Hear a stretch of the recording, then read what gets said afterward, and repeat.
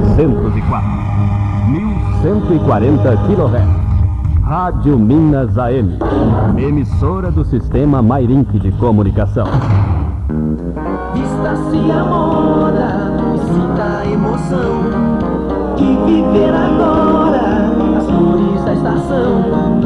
Cactus, a sua moda jovem, Cactus, a sua moda agora, Cactus nos momentos com você. Cactus, Espírito Santo 512, 037-222-4755 e Dib Shop, Avenida JK 1200, Nossa 44. Chaveiros ABC, Avenida 1º de Junho, 697, telefone 221-9288. Pão de queijo Arraial de Minas, genuinamente mineiro.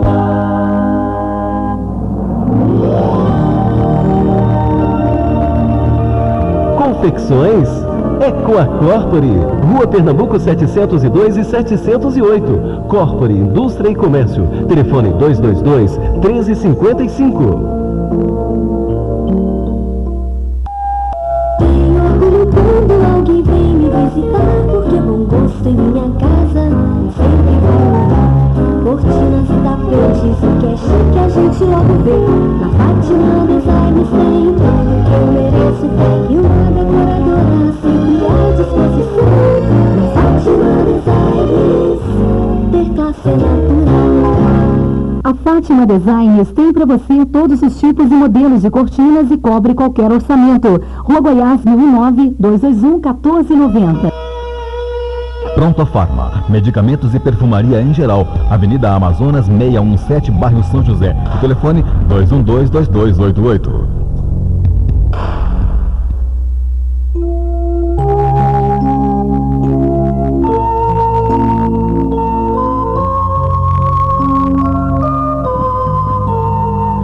Amai-vos.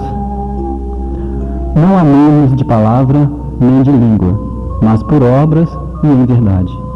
João, capítulo 3, versículo 18. Por norma de fraternidade pura e sincera, recomenda a palavra divina: amai-vos uns aos outros. Não determina seleções, não exalta conveniências, não impõe condições, não desfavorece os infelizes, não menoscaba os fracos, não faz privilégios, não pede o afastamento dos maus, não desconsidera os filhos do lar alheio, não destaca a parentela consanguínea, não menospreza os adversários. E o apóstolo acrescenta: não amemos de palavra, mas através das boas obras, com todo o fervor do coração. O universo é o nosso domicílio, a humanidade é a nossa família. Aproximemo-nos dos melhores para aprender. Amar-nos, servindo uns aos outros, não de boca, mas de coração, constitui para nós todos o glorioso caminho de ascensão.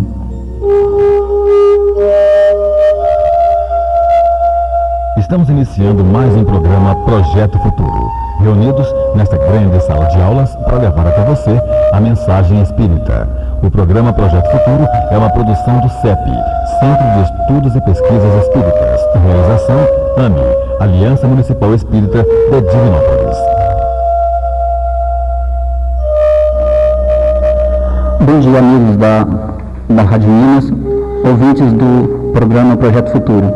Nós estamos mais uma vez começando o nosso programa e alguns dias atrás o Eduardo esteve aqui falando para nós sobre obsessão e, como havia sido prometido, ele voltaria para a gente falar sobre terapêutica espírita da obsessão.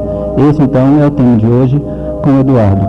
E antes da gente começar, eu gostaria de dar alguns recados que vai estar acontecendo a 61ª Semana Espírita em Macaé, que vai acontecer do dia 15 ao dia 22 de julho de 2000.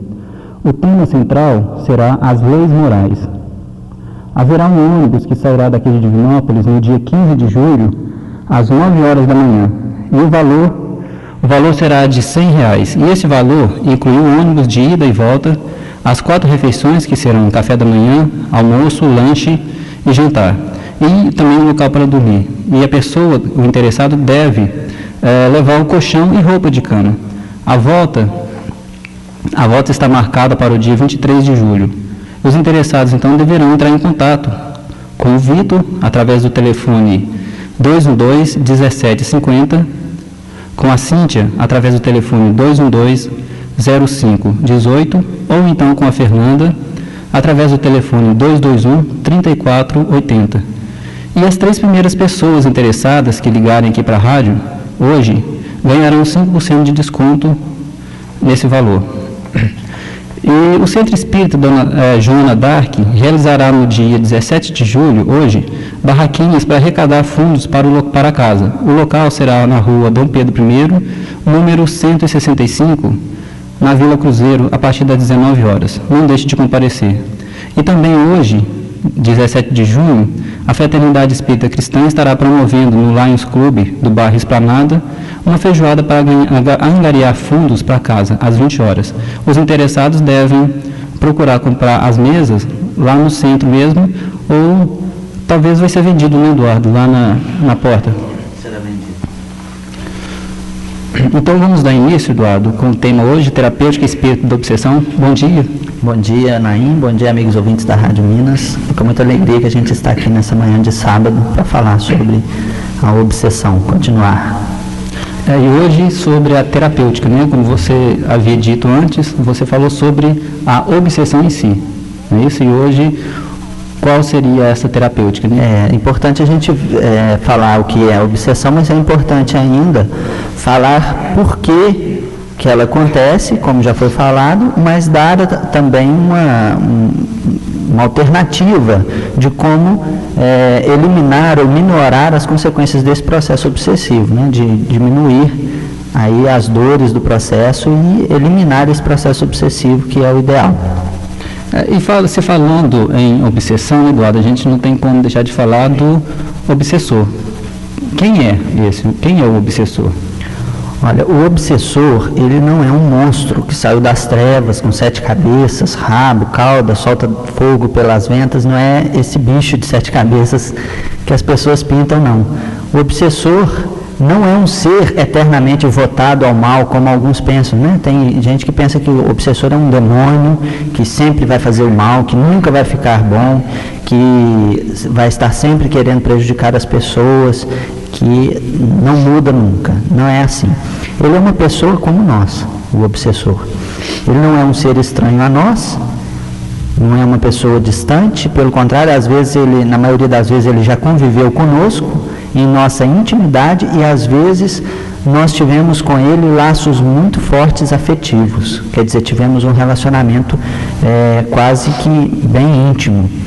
E talvez ele é alguém a quem nós até amamos no passado e que agora não o reconhecemos e por isso não cultivamos aquele amor do passado, né? Não sabemos com quem estamos lidando, então vibramos negativamente. Pessoas com quem nos relacionamos.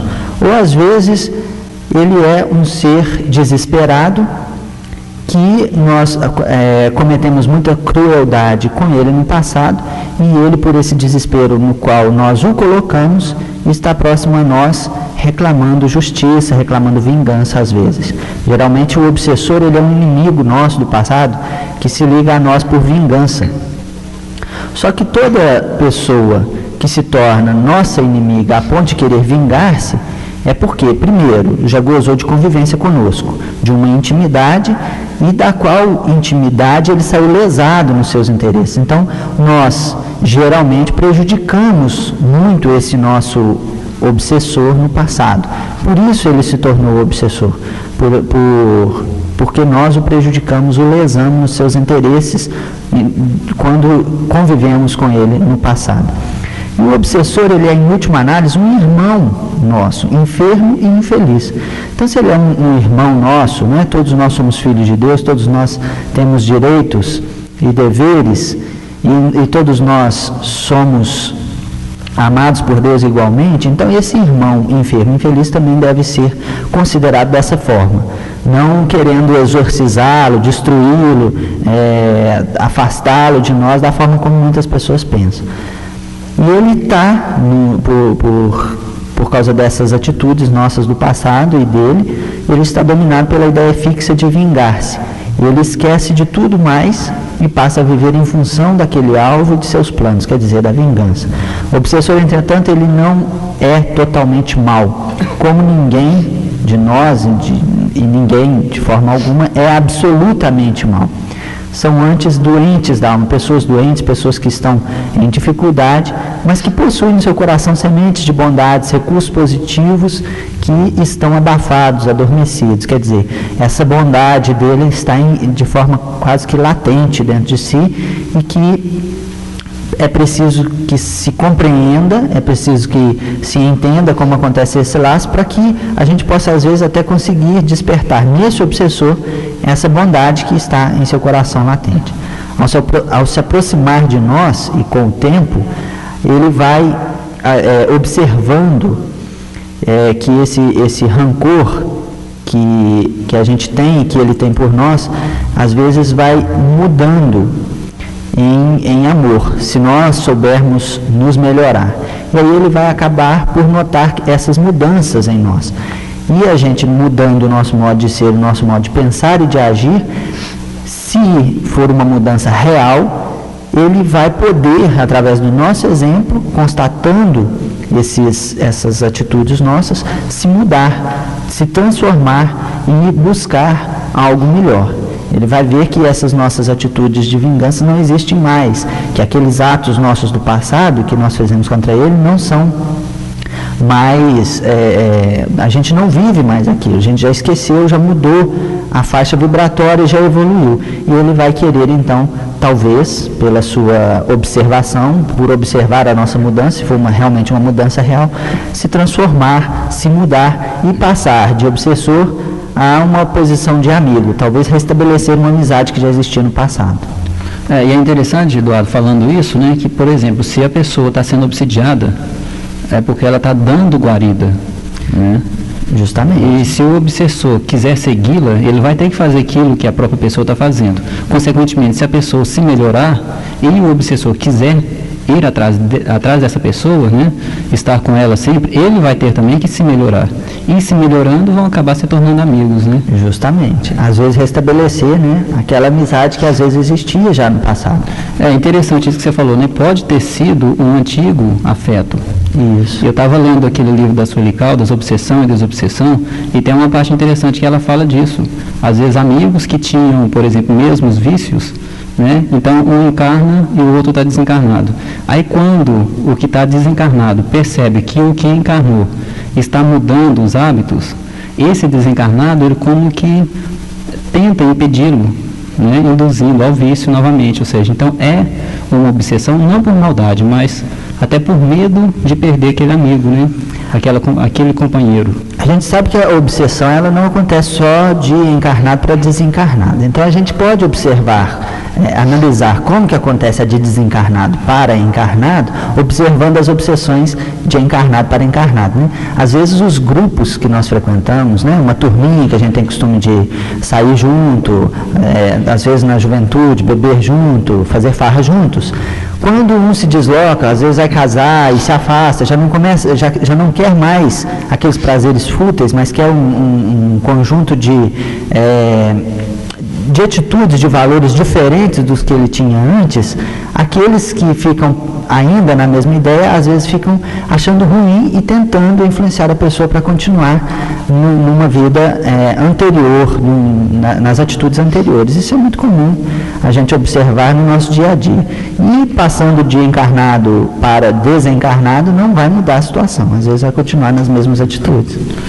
E você disse antes também que na certa são irmãos sofredores, né?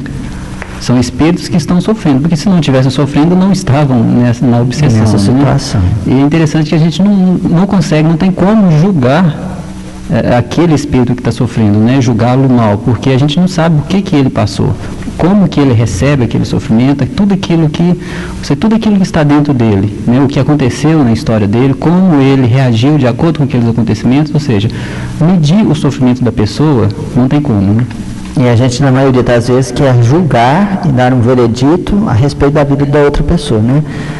Diz um velho ditado que coração dos outros é terra que ninguém vai. Você não sabe o que se passa naquele coração, o sofrimento que você proporcionou àquela pessoa no passado, o que foi e por que é que ele reclama com tanta veemência aquela vingança, né? Então é um trabalho de amar realmente. Passando a amar, muda a situação. Muito bem.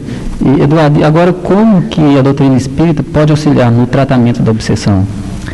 Olha, a doutrina espírita, ela pode auxiliar muito no tratamento da obsessão. A gente deve notar o seguinte: o espiritismo, ele é o cristianismo redivivo, né? Quando Jesus promete o outro consolador, dizendo que ele estaria conosco, permaneceria conosco, ele estava então dizendo da doutrina espírita.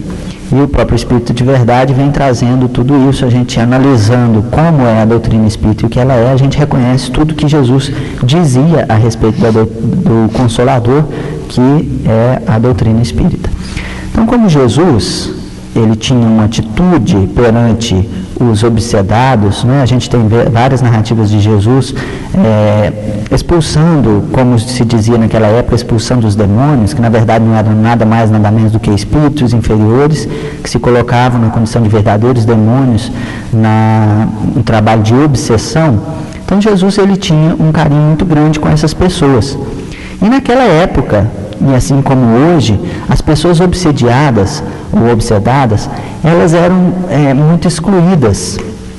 As pessoas que tinham algum problema obsessivo, algum problema mental, elas eram verdadeiramente excluídas. Às vezes ficavam trancadas, eram colocadas em lugares fechados, e até hoje a gente ainda vê isso. Isso acontece.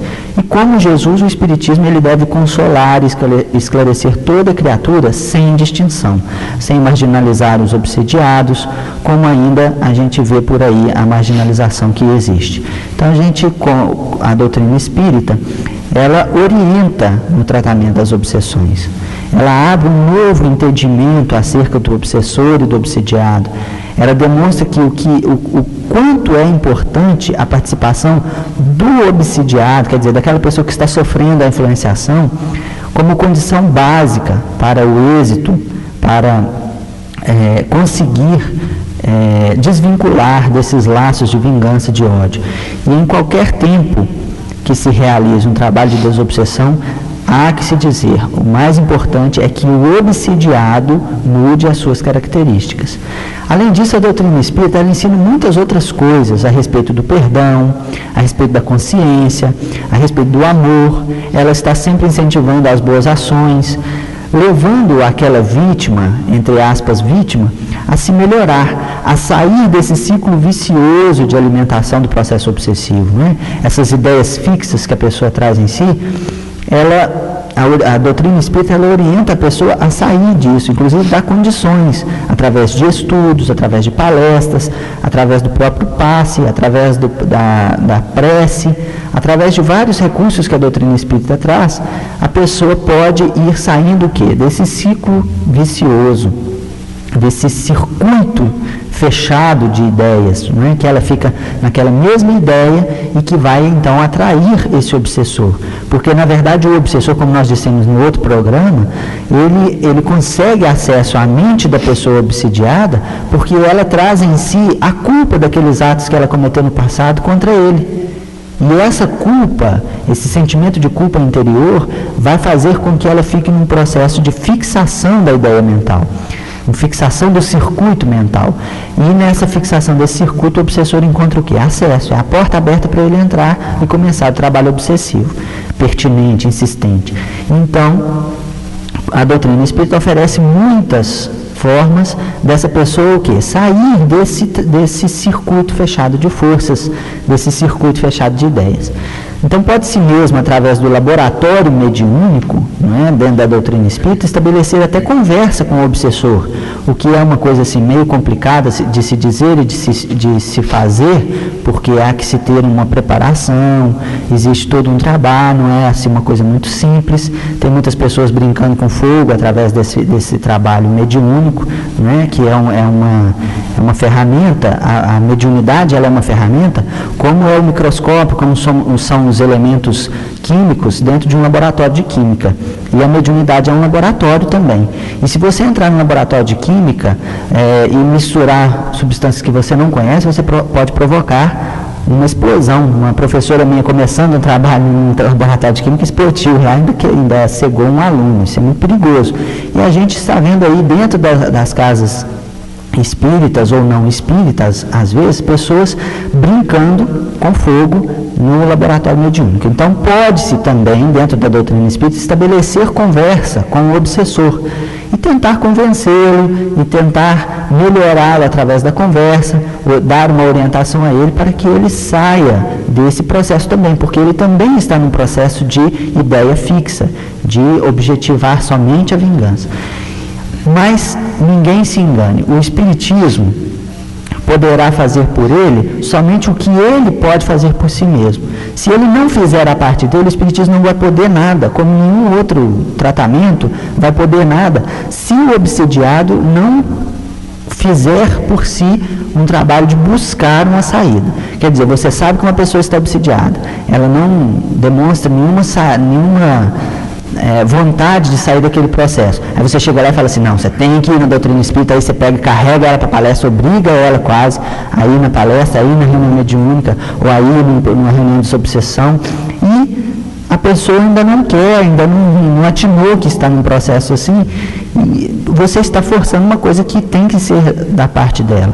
Quer dizer, o processo de desobsessão, ele vai se fazer se a pessoa se dedicar a sair daquele processo de fixação mental. Então, o Espiritismo não poderá fazer por ele o que ele não fizer por si mesmo. Quer dizer, tem que ser uma iniciativa do próprio obsidiado. Menos ainda os médiuns ou alguém que lhe queira operar a cura dessa culpa. Então, o obsidiado só se libertará quando ele mesmo se dispuser a promover sua autodesobsessão. Aí todos os outros recursos que a Casa Espírita tem vão ser o quê? Mais alguns auxiliares nesse processo, vão contribuir para que melhore todas as outras condições. A mesma coisa de uma pessoa doente, ela está doente, tem lá todos os problemas dela e sabe por que ela provocou, mas ela continua no mesmo desregramento, na mesma atitude, toma os remédios não vão fazer efeito, porque ela não está mudando as atitudes. Você vai no médico, o médico receita os remédios e uma dieta, você só toma os remédios e não faz a dieta, os remédios não vão fazer o efeito, porque você não está mudando a sua atitude. Da mesma forma é o processo desobsessivo.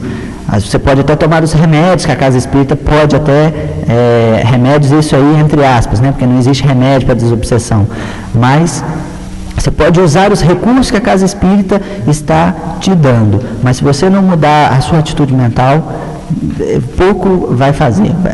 Como dizia Jesus, né? Eu expulso os demônios de você. Você sai e aí volta nas mesmas atitudes. Aí voltam outros 7 que estavam com você, você vai trazer mais outros 7 e acompanhar. Um número simbólico para os judeus, que Jesus usava por ser judeus, mas que não tem nada a ver, e que diz que se você não mudar a sua atitude, quer dizer, vá e não peques mais. Se você não mudar, não adianta nenhum recurso externo. É preciso que seja o quê? De dentro para fora, não de fora para dentro. Muito bem, agora faltam 4 minutos para as 10. E eu gostaria de lembrar aos ouvintes que quem quiser participar do programa, dando sugestões, concorrendo a sorteios dos livros, do livro da Revista Espírita, e fazendo perguntas também, pode ligar para os números 222-0001 ou 222-0002. Inclusive, Eduardo, tem uma pergunta aqui de um ouvinte que ligou agora há pouco. É o seguinte, o obsessor pode obsidiar toda uma família?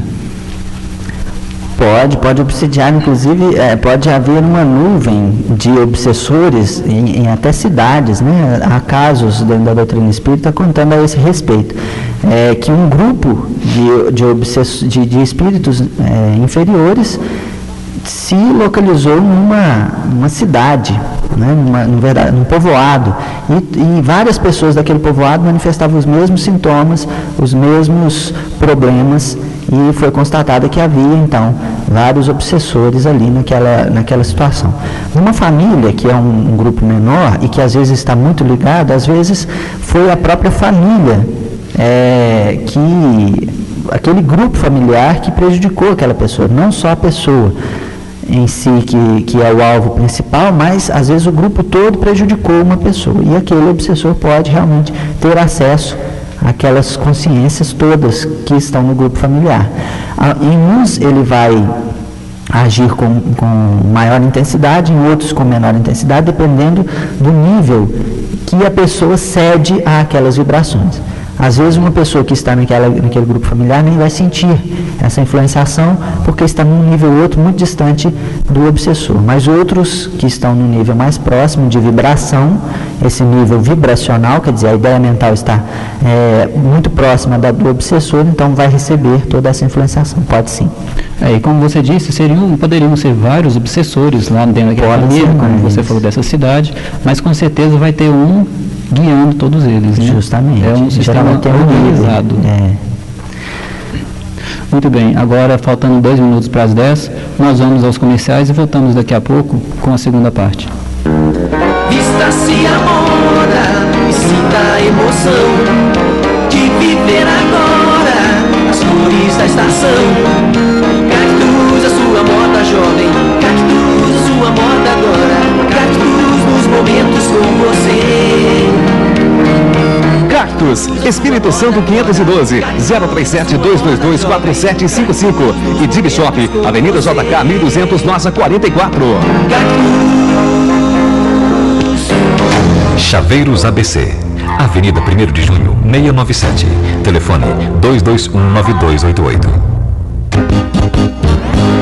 Pão de queijo Arraial de Minas, genuinamente mineiro.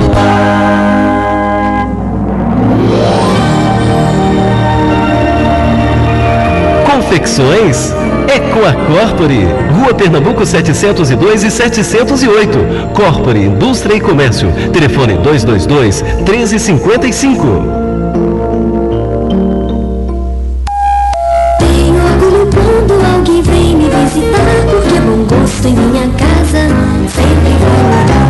Cortinas e tapetes, o que é chique a gente logo vê. Na Fátima Designs tem tudo que eu mereço, e uma decoradora sempre à disposição. Na Fátima Designs, ter classe é natural. A Fátima Designs tem para você todos os tipos e modelos de cortinas e cobre qualquer orçamento. Rua Goiás 1009, 221-1490. Pronto Farma, medicamentos e perfumaria em geral, Avenida Amazonas 617, bairro São José. O telefone 212-2288.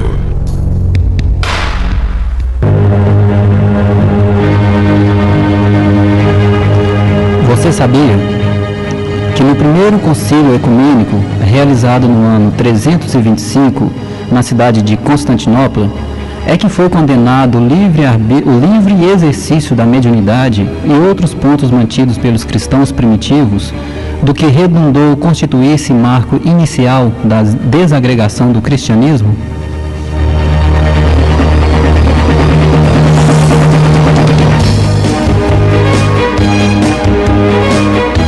Muito bem, nós estamos de volta conversando com o Eduardo sobre o tema terapêutica espírita da obsessão.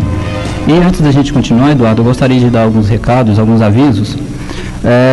O seguinte: o obsidiado, se não procurar renovar-se diariamente num trabalho perseverante de autodomínio ou autoeducação, progredindo em moral e edificação espiritual, jamais deixará de se sentir obsidiado, ainda que o seu primitivo obsessor se regenere.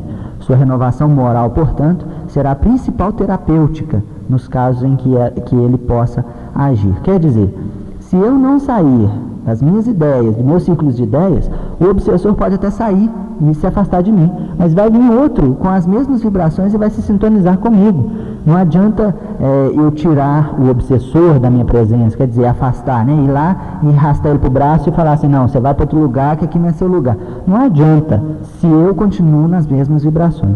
Às vezes há casos em que o obsediado vai visitar o obsessor, que já foi afastado de certa forma, e está, às vezes, em alguma casa de socorro no plano espiritual, e ele vai até lá para buscar o obsessor de volta, porque ele quer continuar naquela sintonia, naquela vibração. Então, na verdade, quem é o obsessor aí? Está sendo o encarnado e não o desencarnado, né? As nossas possibilidades e potencialidades, elas têm permanecido emperradas, quer dizer, as nossas capacidades têm permanecido emperradas através dos séculos. Isso são palavras de Emmanuel. As nossas mãos, os nossos pés, a nossa língua, nossos ouvidos, todos os nossos poderes, os poderes da criatura humana, desde milênios, permanecem sob o venenoso revestimento da preguiça, do egoísmo, do orgulho, da idolatria e da insensatez. A autodesobsessão vem a ser a educação do indivíduo, que consiste em quê? Em formar caracteres. Educar é formar caracteres, é transformar maus hábitos em bons hábitos. E esses hábitos cristalizados no passado, às vezes por séculos, em novos e bons hábitos, para a gente redespertar o quê? Os poderes do espírito. Então esse trabalho de autoeducação, de autoaprimoramento, é o trabalho que a gente deve fazer. Fazendo isso, a gente está saindo de processos obsessivos, a gente está mudando a nossa faixa vibratória, mudando os nossos hábitos para melhor. Em consequência disso, os obsessores não terão mais acesso a nós. É assim que a gente vai conseguir nos melhorar. Emmanuel fala que obsessão significa o seguinte: é o equilíbrio de forças inferiores que se retratam. Se a gente passar a ter só forças superiores, deixar de ter forças inferiores, não vai poder haver o quê? Equilíbrio de forças inferiores. Então, não vai haver obsessão. Só assim que a gente vai conseguir sair de processos obsessivos. Você falou, Eduardo, que no caso, na separação do obsessor e obsediado, muitas vezes o obsessor já está numa colônia espiritual, né, nesses coisas assim, e você disse que às vezes o obsediado, ele vai atrás dele. No caso seria fora do corpo, em sono, né? Justamente. É porque às vezes o ouvinte está ouvindo pensamento também, né? Em pensamento a pessoa está sempre naquela constância, buscando aquela presença. Em pensamento, onde está o seu pensamento, aí você está. Eu gostaria de falar novamente sobre o especial que a Célia está organizando. Vai ser um especial para Araxá, vai fazer uma visita ao Centro Espírita Casa do Caminho, onde o Tadeu é presidente. E mais uma vez, o telefone é 214-4180. Agora, Eduardo, a gente sabe que a prece, ela é muito importante durante todos os momentos da nossa vida, né? É como se fosse uma luz que acende numa casa escura para a gente ver o que está bagunçado para poder arrumar. Ou seja, então a prece ela vai clarear os nossos pensamentos. E qual a importância da prece nesse processo de desobsessão? Olha, em Kardec diz na Gênese, no livro A Gênese, o seguinte, que em todos os casos de obsessão, a prece é o mais poderoso meio de que se dispõe para demover de seus propósitos maléficos o obsessor. Então, fazer a prece pelo obsessor, pedindo pelo obsessor, rogando a Deus vibrações positivas para o obsessor, é um meio muito poderoso de que se dispõe para fazer com que aquele obsessor saia do seu processo, do seu propósito maléfico, do seu ímpeto de vingança. Então é um recurso muito poderoso. Só que Deus, ele assiste àqueles que agem e não àqueles que se limitam a pedir. Então, é necessário, pois, que o obsidiado faça a seu turno aquilo que é necessário para destruir em si mesmo a causa que atrai os maus espíritos. E aí a gente pode ver, né, que o trabalho é a melhor oração, né, a se fazer. O trabalho é a melhor oração. A fé sem obras, né, a oração sem a ação, ela é morta, ela não vai surtir o efeito necessário, porque a fé tem que operar. E a pessoa que vai orar, ela está o quê? Numa atitude de fé, buscando o quê? Fidelidade a Deus. Nessa atitude de fidelidade a Deus, é que ela vai ter o quê? Condições de abrir aquilo que eu falei na questão anterior, abrir os seus potenciais, os seus poderes de espírito, de criatura, que Deus colocou em nós e que estão adormecidos. São várias as capacidades que nós temos para nos melhorar, só que nós não queremos. Na verdade, nós estamos o quê? Parados, não buscamos nos melhorar. Estamos ainda nos mesmos hábitos cristalizados de séculos atrás, como diz Emmanuel.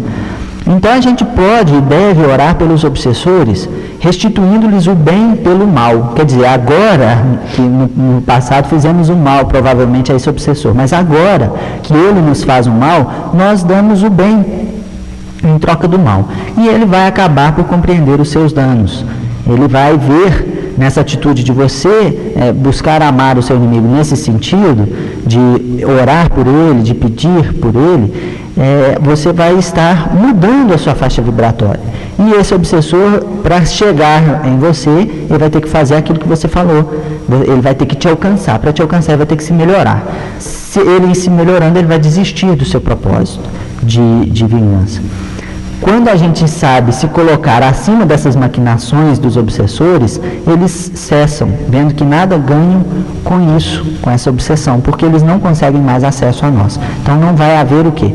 É aquele velho ditado, né? Onde um não quer, dois não brigam. Então se a gente parar com as nossas... Porque é a gente que alimenta a vibração do obsessor. O processo obsessivo, em hora nenhuma, ele é unilateral. Ele é sempre recíproco. Se você não estiver retroalimentando, vai haver o quê?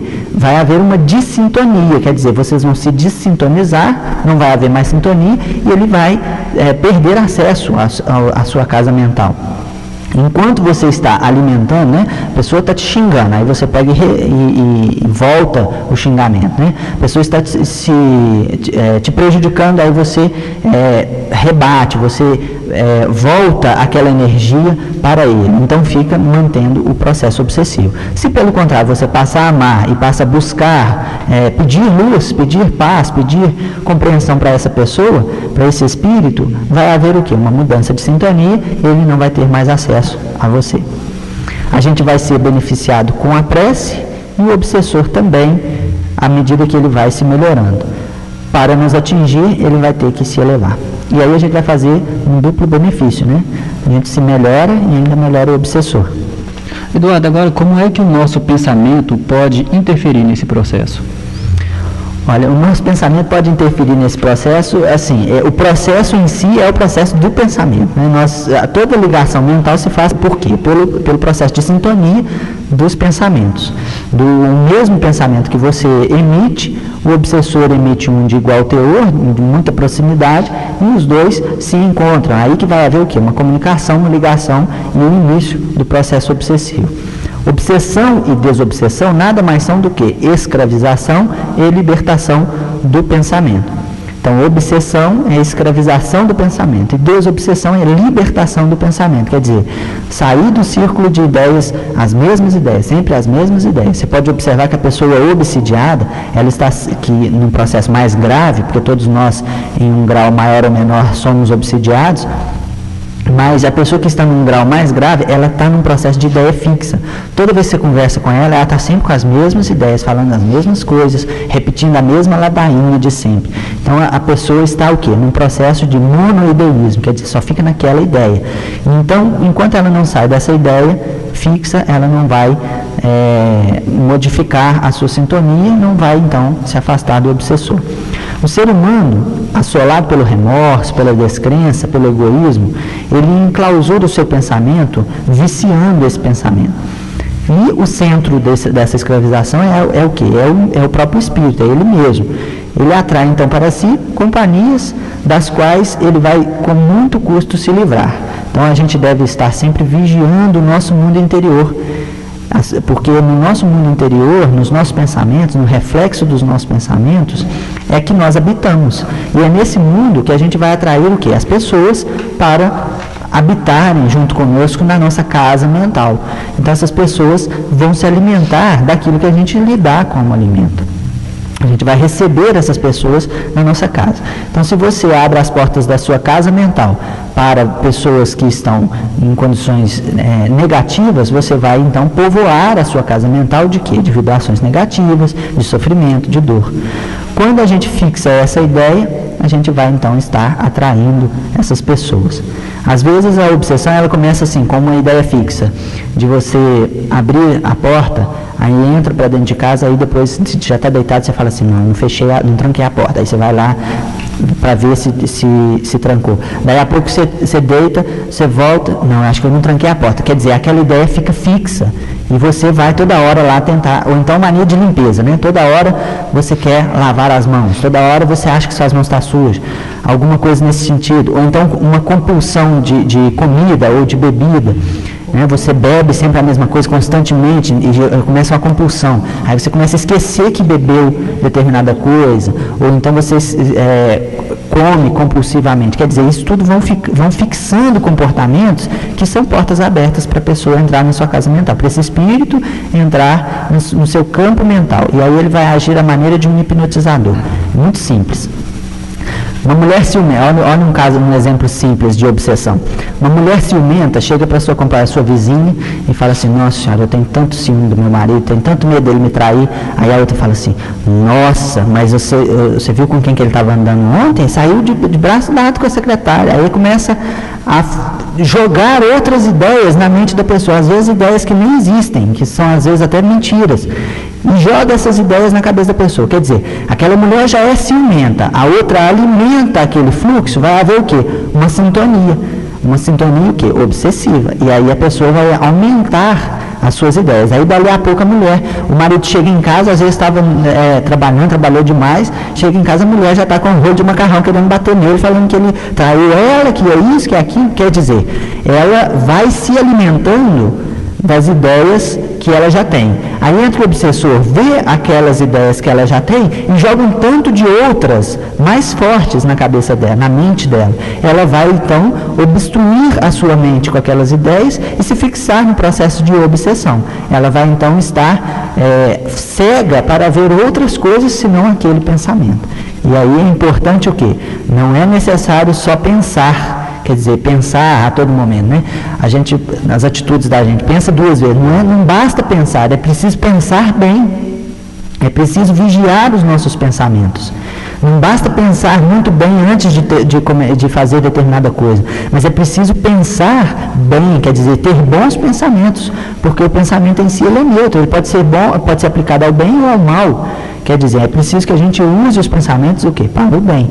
Então é, portanto, a atitude mais importante, pensar e vigiar os pensamentos que a gente tem. Sem essa vigilância, a gente está sempre com a nossa casa mental o quê?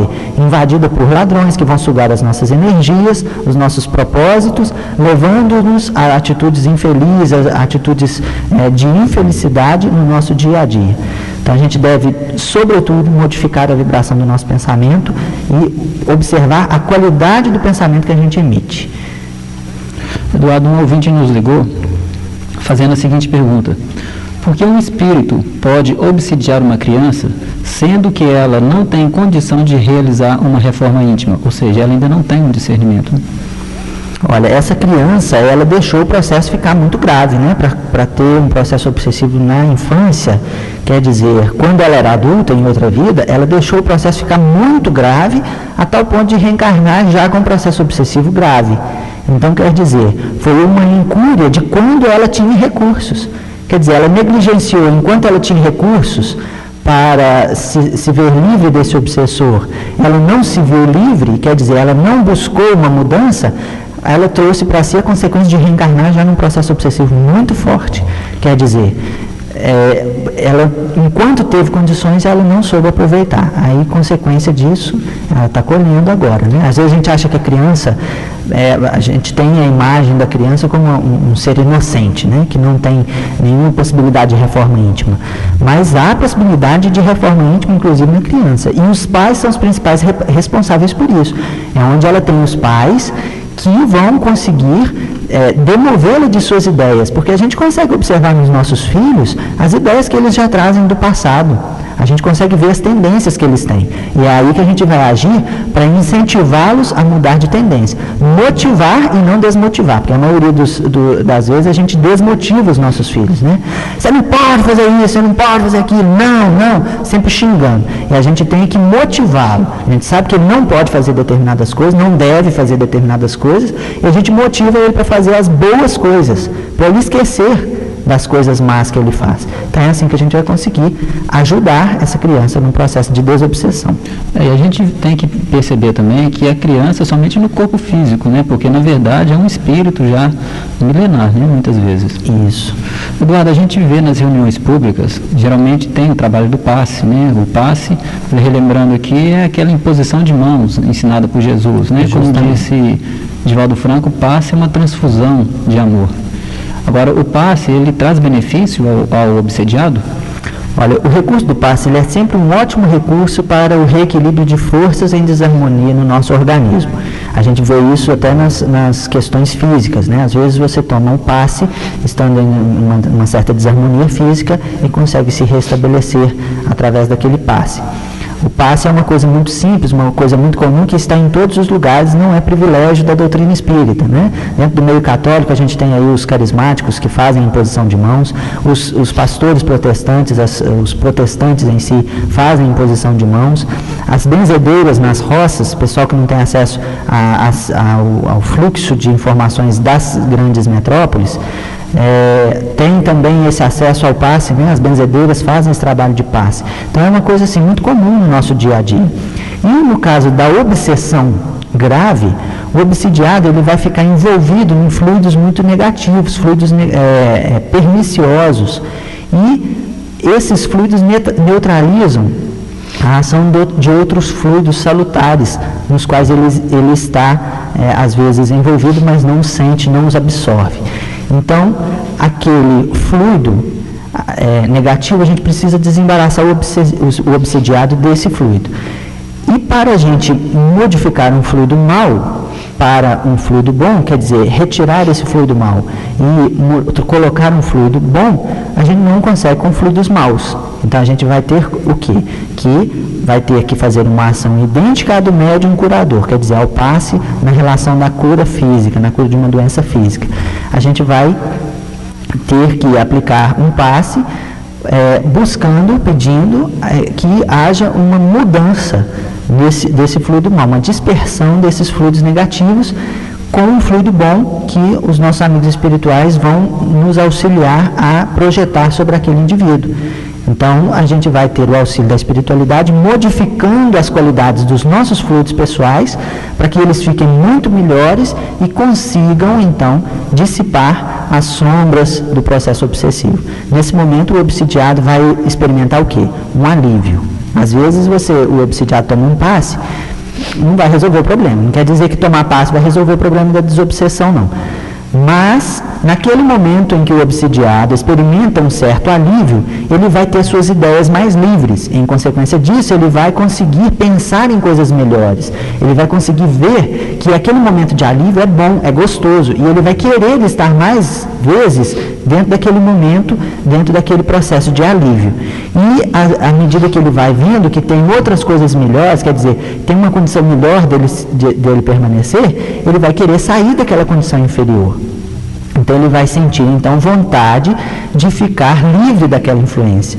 E aí ele retorna à sua rotina do seu dia a dia, aí ele vai ver que aquelas energias negativas continuam prejudicando ele. Aí ele vai tomar o passe de novo. Aí, na outra semana, ele toma o passe novamente. E aí ele vai conseguindo se libertar aos poucos, porque ele vai vendo condições melhores dele se estabelecer. Até que ele consegue se estabelecer numa vibração mais positiva. Quando ele consegue se estabelecer nessa vibração mais positiva, ele vai se libertar, então, das forças negativas que o escravizavam. Então, o passe é um ótimo recurso. Padre, por que muitas vezes se recomenda o culto do Evangelho no lar para as pessoas no processo obsessivo? É um outro recurso que é um ótimo recurso em qualquer situação, o culto do Evangelho no lar. A Joana de Ângeles fala no livro Messe de Amor o seguinte, psicografado pelo Divaldo Franco: dedica uma das 7 noites da semana ao culto do Evangelho no lar, a fim de que Jesus possa pernoitar em sua casa. Olha que exemplo mais gostoso, né? Jesus dormir na minha casa, passar a noite na minha casa. Quando o lar se converte em santuário, o crime se recolhe ao museu. Jesus no lar é vida para o lar. Então, o culto do Evangelho no lar, ele vai ser sempre uma boa iniciativa daquela família que quer, então, fazer o culto no lar. É importante a gente observar que o culto no lar ele vai só cumprir seus objetivos se a família realmente quer. que às vezes as pessoas impõem o culto no lar na casa do obsidiado, né? Você vai na casa espírita e fala assim, não, você tem que fazer o culto no lar, quer dizer, deve ser uma iniciativa da pessoa. Você sugere para a pessoa, pergunta se ela quer. Se ela aceita a implantação do culto no evangelho no lar, aí sim é uma boa iniciativa. Agora, impor nunca é bom. E deve-se ver também que o culto do evangelho no lar, já foi até falado aqui em outras reuniões, o que é esse culto, né? Consiste em fazer uma leitura do Evangelho, comentar, as pessoas da casa, da família, então se reunirem em torno do momento de prece e comentar o Evangelho, tirar lições do Evangelho para si. É uma ótima iniciativa, mas tem que ver se os membros da família vão se unir, porque às vezes um quer fazer o culto no lar e os outros ninguém quer. Aí começa a brigar para ter o evangelho no culto no lar. Então, quer dizer, já perdeu todo o objetivo, porque o culto do evangelho no lar é para eliminar justamente as brigas. Está sendo motivo de briga, então deve-se ponderar tudo isso antes de se implantar o culto do evangelho no lar. Ele é muito bom, mas é só quando é um objetivo da família, que quer se melhorar, que vê uma importância nesse culto, e ele é muito importante. Isso também não impede, né, Eduardo, aí que a pessoa, no caso, que esteja interessada em fazer o culto, mesmo que seja uma única pessoa, que faça ela separada. Separado, né? Ela pode fazer sozinha, não deve haver imposição. Ela deve fazer o culto, ou então com as pessoas que se interessam, né? Às vezes 2 pessoas se interessam, então você reúne você e essa pessoa, ou 3 pessoas, reúne vocês 3, num canto separado, sem imposição. Quando for interesse da família toda, melhor ainda, aí todos vão ser beneficiados. Quando for feito dentro desse clima de compensação e amor, de compreensão também, ele traz muitos benefícios para todos. No caso dos obsidiados, que é o caso nosso em questão, os familiares todos vão ser beneficiados através dessas vibrações de paz. O próprio obsessor vai ser beneficiado se ele estiver ali presente. Então, ele vai estar num clima de vibração de paz, de amor, através da compreensão e do enriquecimento, até dos seus painéis mentais com outras ideias do Evangelho. Então ele vai melhorar a sua sintonia, o obsidiado, naquele momento. Então vai ter o quê? Uma maior constância nessa vibração melhor.